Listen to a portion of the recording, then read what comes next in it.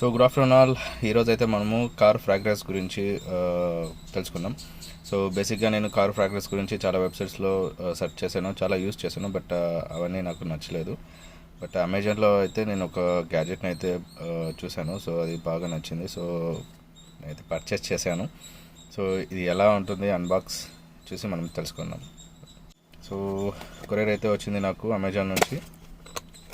So packet లోపల మనకి ఈ విధంగా అయితే ఇచ్చాడు. సో ఇదైతే మన విజిటింగ్ కార్డ్ అయితే ఇచ్చాడు. నెక్స్ట్ ఇదైతే బిల్. సో అమెజాన్లో బుక్ చేసిన బిల్.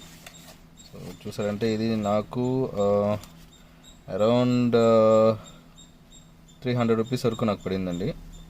బేసిక్గా ఇది బయట చూసామంటే మనకి 700-750 వరకు మనకి సేల్ చేస్తున్నారు. సో నాకైతే 300 రూపాయలు పడింది సో అమెజాన్లో. సో బాక్స్ లోపల ఏమీ లేదు. సో అంతే. సో ఇది గ్యాజెట్. సో దీన్ని చూసారంటే okay. So double side sticker అయితే ఇచ్చాడు. నెక్స్ట్ ఇది ఫ్రాగ్రెన్స్ ఇది అనుకుంటాను. నెక్స్ట్ మన గ్యాజెట్ అయితే ఈ విధంగా ఉంది, బ్లాక్ కలర్.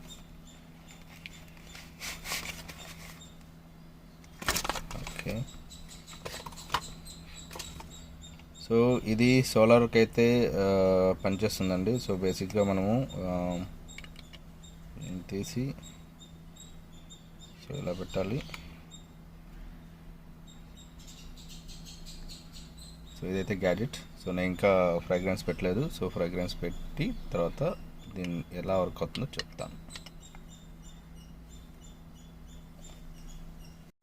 ఫ్రాగ్రెన్స్ అయితే ఇది పౌచ్ నుంచి తీస్తే ఇలా వస్తుంది మనకి. సో దీన్ని వచ్చేసి మనము దీన్ని ఓపెన్ చేసిన తర్వాత దీన్ని ఇలా పెట్టేయాలి. సో పెట్టిన తర్వాత దీన్ని దీంట్లో సెట్ చేసుకోవాలి.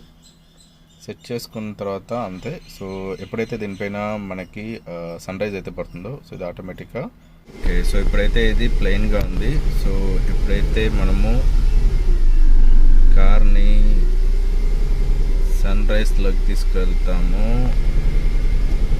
ఆటోమేటిక్గా ఇది తిరుగుతుంది.